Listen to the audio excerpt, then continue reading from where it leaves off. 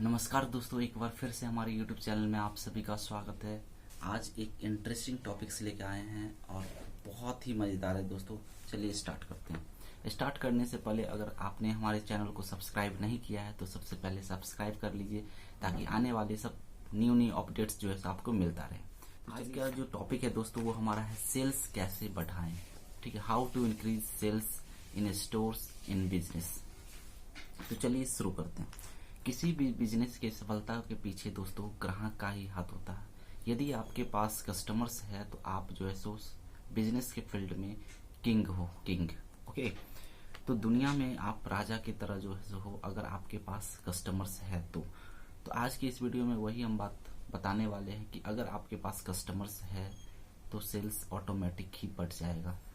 अगर सेल्स नहीं है इसका मतलब कस्टमर्स भी नहीं है। तो वो कस्टमर्स कैसे आएंगे वो सारा बात मैं इस वीडियो में आपको बता दूंगा।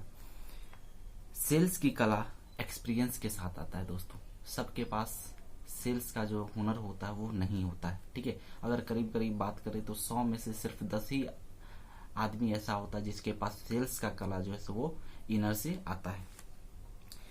इसको बढ़ाने के लिए सेल्स को कैसे बढ़ाया जाए, इसको कैसे इंक्रीज किया जाए, इम्प्रूव कैसे किया जाए, तो इसके लिए कुछ तरीका है जिनको आपको फॉलो करना होगा। ठीक है, तो ध्यान से सुनिए इस वीडियो को। बहुत ही इंटरेस्टिंग और बहुत ही फायदे का काम का ये वीडियो बनने जा रहा है।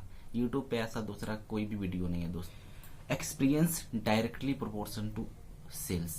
सबसे पहले वीडियो में एक दो वर्ड्स आएगा, जैसे डायरेक्टली प्रोपोर्शन आ सकता है, इनवर्सली प्रोपोर्शन आ सकता है, तो उसको सबसे पहले समझ लीजिए। डायरेक्टली प्रोपोर्शन का मतलब होता है कि जैसे एक चीज बढ़ेगा तो दूसरा भी ऑटोमेटिक ही बढ़ेगा।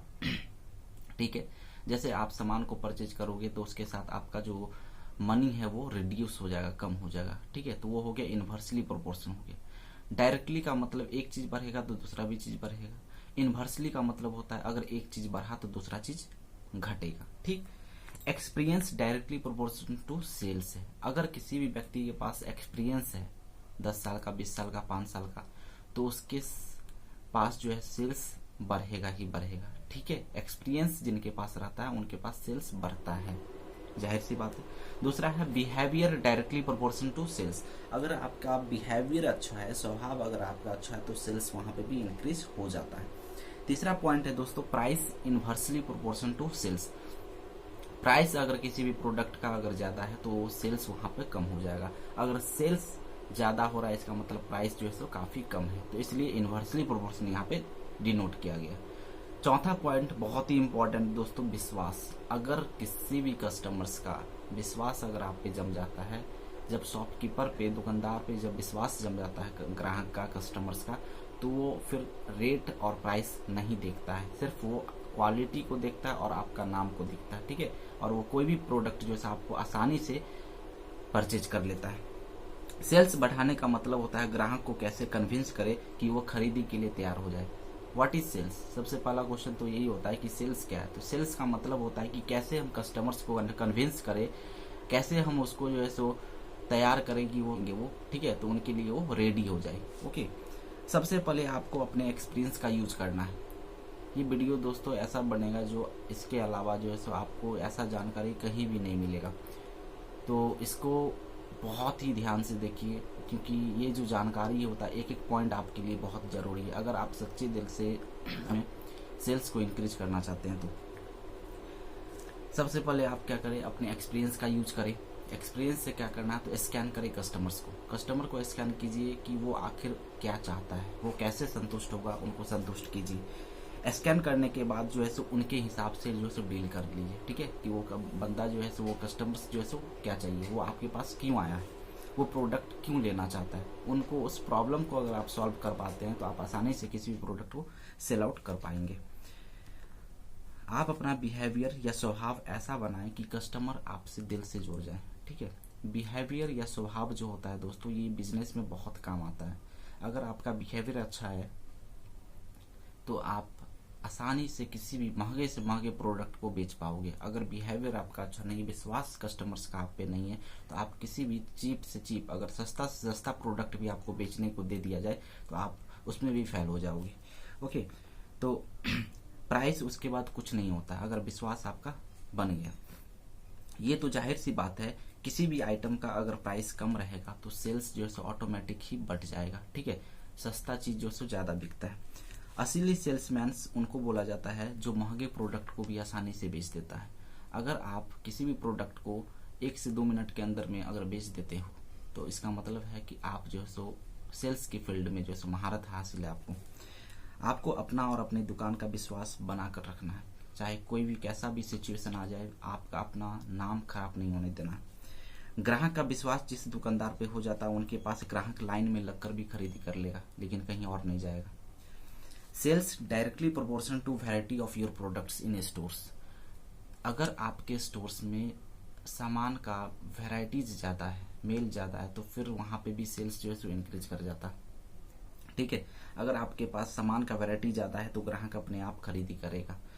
बिजनेस में मेल ब्रह्मास्त्र की तरह काम करता है। मेल का मतलब होता है दोस्तों वैरायटी ऑफ प्रोडक्ट। आप कितना तरह का प्रोडक्ट, आप कितने तरह से जो है कस्टमर्स का जरूरत को पूरा कर रहे हैं।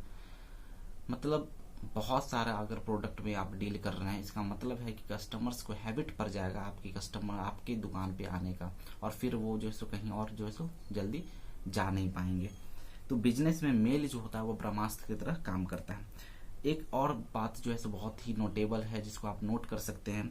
आपको अगर बिजनेस में सफलता चाहिए तो एक बात हमेशा याद रखिए, कस्टमर्स कोई भी हो, चाहे बच्चा हो, बूढ़ा हो, लेडीज हो, गर्ल्स हो, आपको रेट सबके लिए एक ही रखना पड़ेगा। ये नहीं कि मतलब कई ऐसा दुकानदार को देखते हैं जो मतलब कोई बच्चा आ गया तो उसको ज्यादा प्राइस बता दिया जाता है क्योंकि वो समझते हैं कि इसको ठगा जाए।